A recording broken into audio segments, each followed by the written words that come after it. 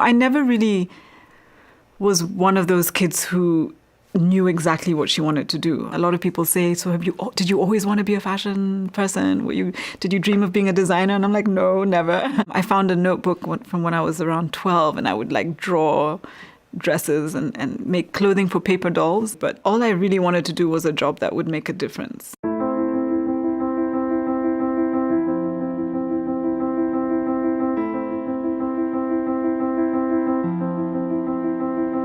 My name is Wandia Gichuru and I'm the CEO and co-founder of Vivo, which is a ladies' fashion brand based in Nairobi, Kenya. What's special about us is that we design specifically for the modern African woman.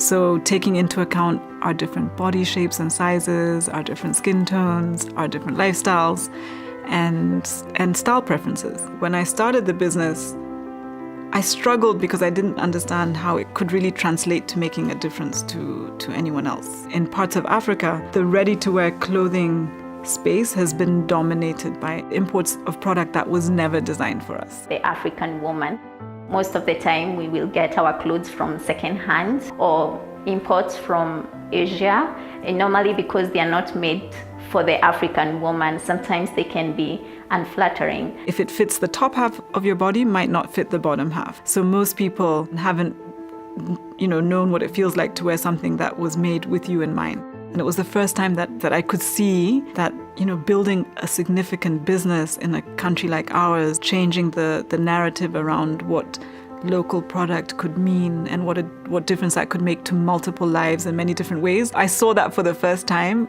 and I remember having goosebumps and thinking, oh my God, I don't have to try and find another way to make a difference. I can make a difference right here. And I think it's more than just clothing and style. It's about what makes you feel more confident, appreciated, or accepted.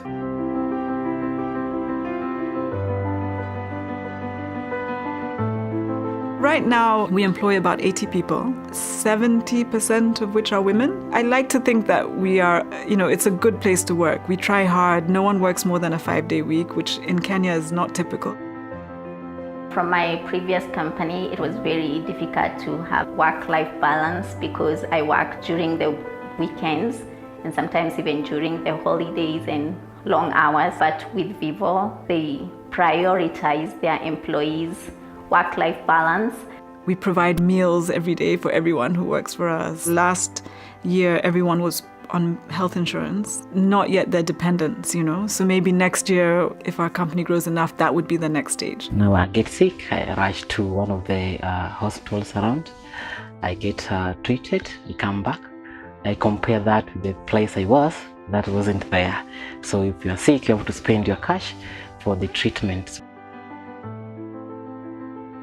We're visited by fashion students 3 or 4 times a year. We invested in computer-aided pattern-making software last year, and we had a bunch of students visit us last month.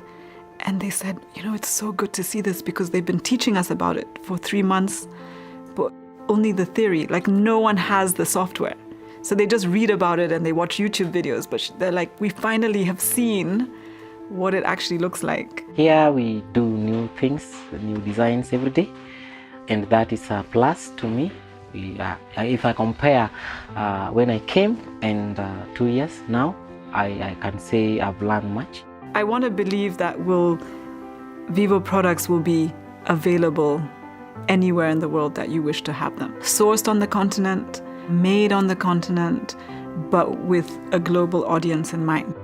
And then I want to spend a lot of my time trying to see how to support and motivate and encourage and inspire the younger generation of women in business.